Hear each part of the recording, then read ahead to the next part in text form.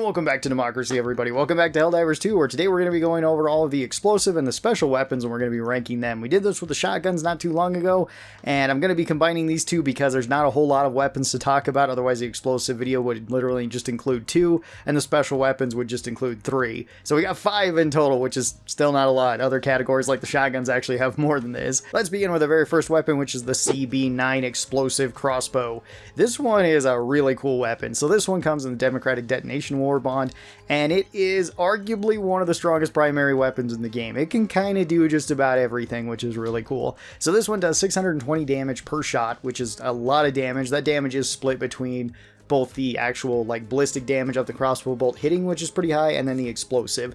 And the explosive does have an explosion radius, so it does have damage drop off after a certain distance, which is kind of nice. You can hit multiple things. Holds 5 shots, has no recoil, has a fairly fast rate of fire for a crossbow, kind of a longer reload since you have to reload this one fairly often. Not so bad if you want to take siege ready armor though. It's not really necessary for the overall amount of bolts that you get quite a few of them. But just the fast reload speed is pretty cool. This one does have medium armor pen on it, it does have explosive damage on it, and it also is a one-handed weapon which you can use with a shield, which does actually make the crossbow pretty good. It kind of excels at just about everything, because against single targets, it can do a lot to them. It can hurt most enemies that you want your primary weapon to hurt.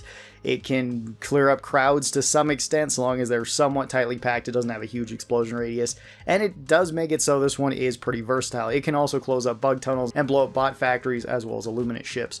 All of those things are really, really nice for this. For an overall rating for crossbow, I'd say this one's S tier versus bugs and bots, and A tier versus squids. The only reason I don't put this into S tier versus squids as well is that I don't find it to be as necessary. I think that the extra that this one gives is really nice on the bot and the bug front, since you can close up the different tunnels and bot factories. There's usually not a whole ton of illuminate ships that you need to blow up, and they're fairly easy to blow up, so I don't really find that the crossbow is necessary, although it can do it too, so that is pretty nice. This does work really well against any of the small and medium bugs, so long as they're not directly on top of you. That is a downside to the explosive weapons inherently. So at range, then it's perfectly fine. It can hurt and kill any of the medium bugs really fast. It can hurt the big bugs pretty well too. You can use this to kill titans and chargers if you really want to. It's not necessarily the best for that role, but it can definitely work there. Against bots, this can bully any of the medium bots. It can even hurt the big bots as well. Any of the small bots, this one can kill super easily, and they don't engage at super close range most of the time unless they're the berserkers. Sometimes the smaller bots do too, but you can usually make enough distance to shoot the crossbow at them as well, or swap to your secondary. And against the illuminate, this one's also pretty good. You can one-shot the overseers, which is really nice if you hit them in the head.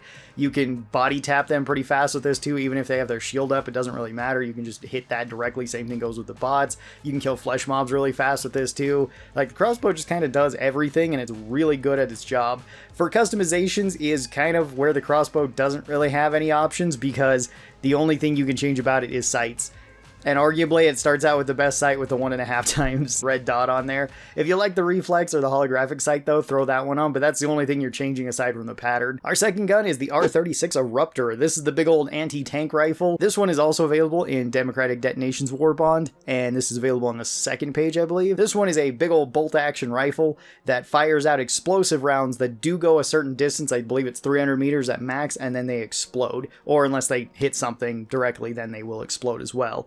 The explosion throws out shrapnel that can hit multiple enemies in the area, which is really good. This weapon is one of the very few primary weapons as well that has heavy armor pen on it, meaning that you can hurt basically everything, or just about everything, with the Eruptor, which is really, really nice. Holds 5 rounds in it. It does have a slow bolt. This is not fast. Even after they've buffed it a couple of times, the bolt is still pretty slow on it, and it does have pretty bad ergonomics when you're moving it around. Luckily, you can customize that though. For an overall rating for the Eruptor, I would say this one's A tier against bugs, S tier against bots, and S tier against squids. This one is super nice for most enemies. I find it a little bit awkward against the bugs, but not even that awkward. It can still clear up crowds really well, and if you're only fighting at distance, it's very, very good, because this can hurt basically all the bugs. You can again kill chargers and titans with this. You can one-hit most of the bugs with this. You can actually get quite a few collaterals thanks to the explosive damage for clearing up crowds. It's just that it can be kind of a pain if enemies are getting close to you routinely. Then you're going to be fighting mostly with like your secondary or special weapon. You could take something like the Stalwart machine gun to really offset that, to where the Eruptor becomes really, really good against everything, since then you don't have to worry about things getting close. On the bot front, it's basically the same type of deal that it is with Crossbow. Really good for engaging at a distance, can hurt basically anything. You can kill hulks with this if you'd like, or tanks with this. You can close up the bot factories and the bug tunnels and the illuminate ships with it. And I do like this one a little bit more for the illuminate, specifically for the flesh mobs, because I find that it kills them a little bit more effective than like the crossbow. It is very, very strong at taking out flesh mobs. You can kill them with just a couple shots from this. So really good weapon. For the customizations for this, I'd highly recommend that you go with the iron sights and you go with the angled foregrip on this.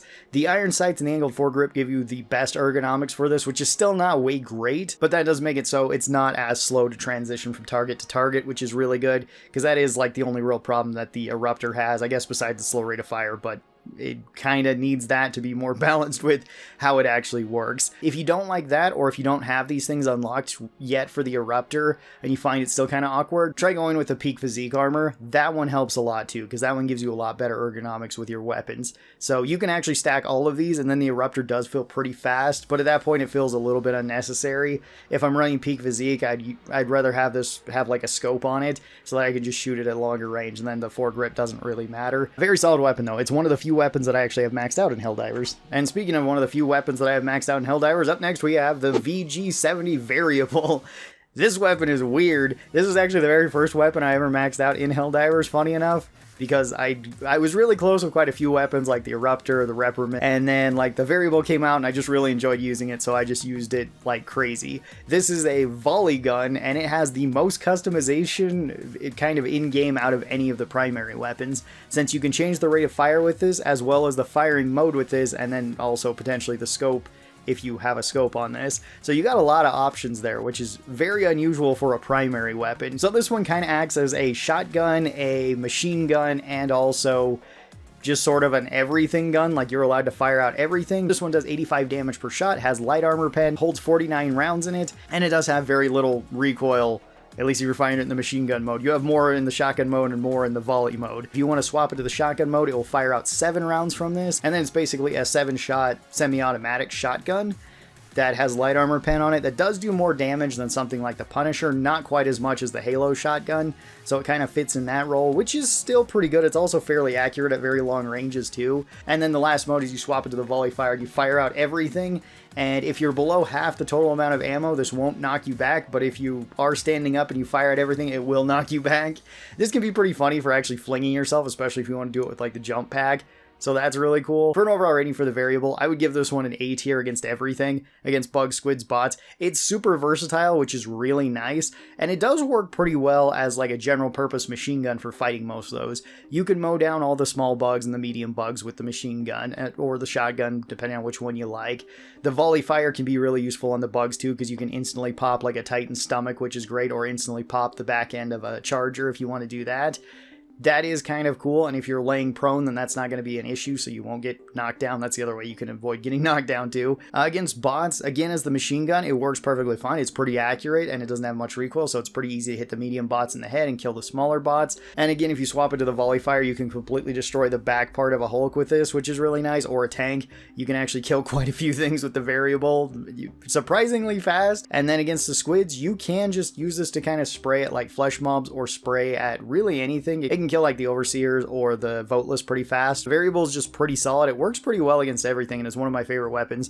For customizations, I actually didn't really customize this much, and the only thing you really can customize is the optics. It already has the 2x tube on there, which is pretty good. You could go with the 1.5x tube. I like the reflex sight Mark II on here, but this one is really your choice. Pick whichever sight you would like. There's some that slightly change the ergonomics of it, but that's it. It's a very fun weapon though. If you haven't tried it, I'd recommend it. It is very much a love it or hate it weapon though. Next we have the Torture. This is the flamethrower primary, and this one is kind of cool too. This one comes with the Fire War bond.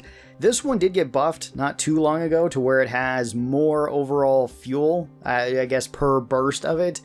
It still has the same overall tanks and everything, but the burn time has been improved quite a bit. This one does 380 damage a second. This one does have pretty much heavy armor pen because of the way fire works on it, which is really nice.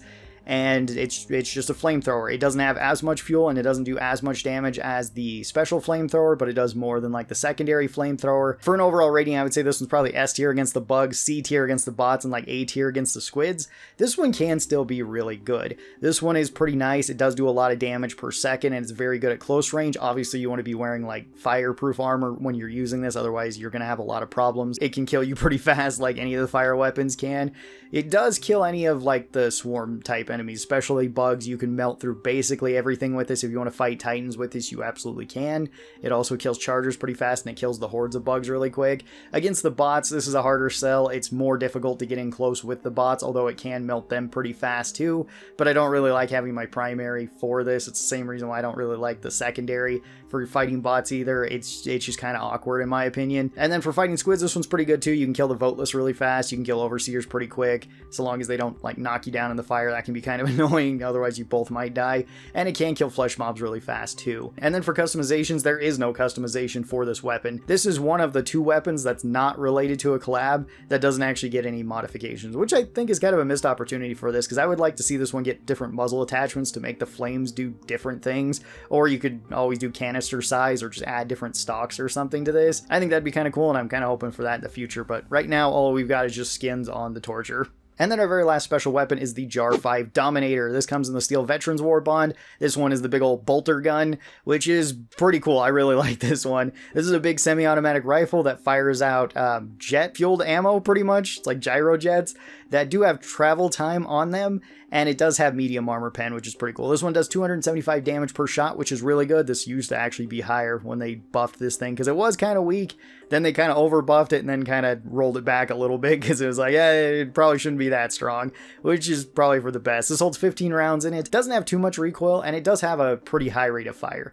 This is basically the same thing as the Slugger that we talked about in the shotgun video. It's almost the same. They're pretty much identical in terms of damage and about the same in capacity. The only real difference is that this one is semi-automatic with the full magazine reload, as opposed to the Slugger, which was pump action and you could reload it 1 round at a time. I do think that the Dominator is slightly better than the Slugger, but not by that much. They're both pretty comparable to one another in my opinion.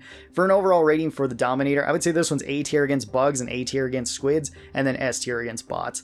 This one is really, really strong in the bot missions, and it can be pretty strong in the other 2 missions too. Like fighting the bugs, this one does put down any of the small and medium bugs really fast. It can be a little bit awkward at longer ranges, just because like there's the travel time and bugs are sometimes erratic when they move, especially for like shriekers. This one can be kind of iffy to be shooting at them. It does kill them if you hit them, so that's pretty nice. And this one's really good against any of the medium bugs, can kill the big bugs actually pretty fast too if you're allowed to hit their weak spots. It kills bots very fast, especially any of the medium bots. You can bully them with this pretty well, which is nice. And for the squids, also pretty strong. You can like head pop the overseers with this. You can kill the voteless with body taps with this. It's okay against the flesh mobs, and you can kill the harvesters with this too. So it's got a lot going for it. It's a really good gun. The only thing I don't really like about the Jar 5 Dominator is if somebody else has it and they're shooting it near you, because for some reason it makes your screen shake too, which is kind of weird. I don't really like that. I wish they would kind of change that, since the Slugger doesn't have that issue. Then for optics, I really like the Reflex Sight Mark II. That one's my favorite for a weapon like this. You can put on the iron sights if you want better ergonomics with this, but I find them to be a little bit awkward with this weapon, so usually I just stick with the Mark II, because I will ADS with this weapon pretty often. I'm not hip firing it a lot. If you find yourself hip firing this a bunch, then like the iron sights are probably better just for the better ergonomics. And then for the underbarrel attachment, I like the angled grip with this just to up its ergonomics as well, because this one does, again, kind of have a slow transition time. Once again, if you don't have these unlocked, or if you don't really find that they're entirely necessary but you still want that bonus, try out the Peak Physique Armor. That does help quite a bit. And that'll do it for all the explosive and the special weapons. Not a whole lot to talk about here. Generally speaking, they're all pretty good in one way or another. Most of the weapons in Helldivers are quite good though, especially if you pair them with a secondary or a special weapon that really complements them. Like, again, the Stalwart with the Eruptor is a fantastic combo. If you haven't tried that before, I'd highly recommend it. Thank you guys so very much for watching this. Hope you guys enjoyed it. I'll talk to you next time. Bye-bye, everybody.